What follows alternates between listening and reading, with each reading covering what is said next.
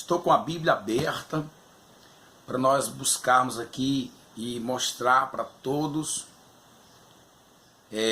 que acreditam, que dizem que Paulo vivia, depois de ter conhecido o Senhor Jesus, de ter tido encontro com Deus no caminho de Damasco, Paulo permaneceu ainda nos velhos costumes, ou viveu guardando a lei.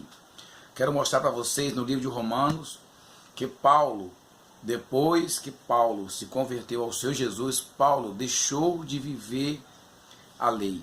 Paulo passou a viver a graça. Vejamos aqui no livro de Romanos, capítulo 6 e versículo 15.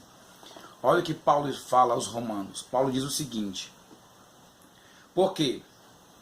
Pecaremos porque não estamos debaixo da lei, mas debaixo da graça? De modo nenhum.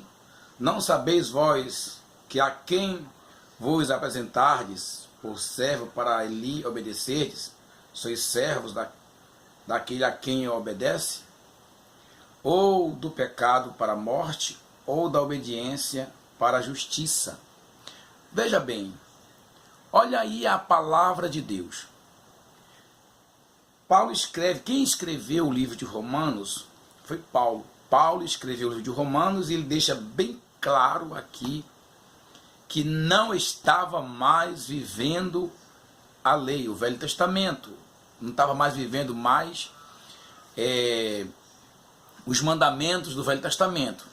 Vejamos bem, ele já estava vivendo a graça. O encontro com o Senhor Jesus mudou a vida de Paulo. Paulo tinha um zelo muito grande pela lei.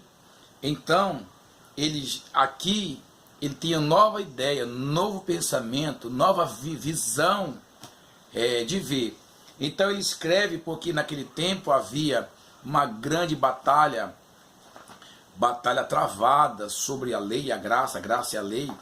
Então ele diz que ele faz uma interrogação: pecaremos por não estarmos vivendo a lei e vivendo a graça? De modo nenhum. Quer dizer, que não há pecado para quem está vivendo a graça. Aí ele fala mais embaixo, dizendo que aquele que obedece à lei está debaixo da morte, do pecado da morte. No livro de Romanos, o capítulo 11, versículo 2, fala que Deus encerrou todos debaixo do pecado. Todos estavam condenados, não havia sequer um justo. Então veio justamente a graça para nos dar a liberdade de viver uma vida nova com Deus, uma vida de comunhão com Deus. Só através da graça podemos ter uma vida de graça, de liberdade. A graça nos deu liberdade para viver uma vida nova.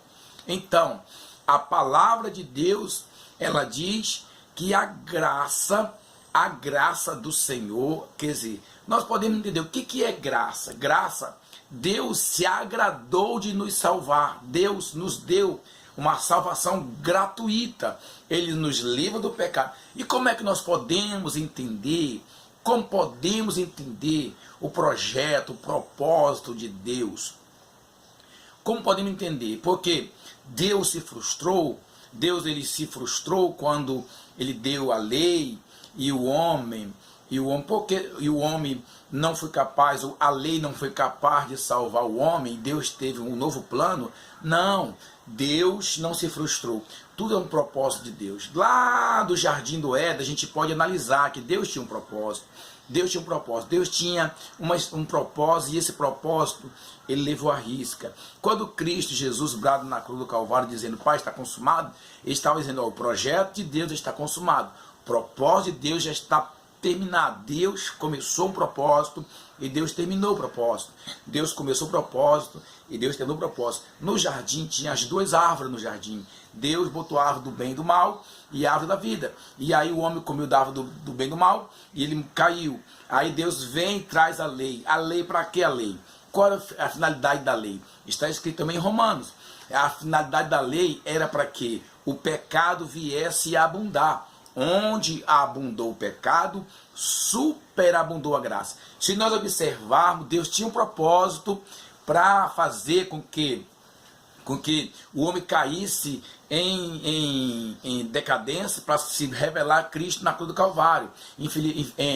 Em Tiago, em Efésios, capítulo 1, lá nos revela que Deus nos predestinou antes da fundação do mundo. Quer dizer, que antes de Deus formar o universo, ele tinha já programado, já tinha me escolhido, tinha escolhido para isso. Ele tinha te elegido já para isso, tinha já projetado que através do sangue de Jesus Cristo você seria remido dos pecados. Então, era um propósito de Deus, um projeto de Deus para salvar a humanidade. Meu querido e amado irmão, fique na paz do Senhor Jesus, que Deus te ilumine, que Deus te abençoe, que a luz do Espírito da graça possa invadir a sua mente e o seu coração. Fique com Deus, Deus te abençoe. Amém.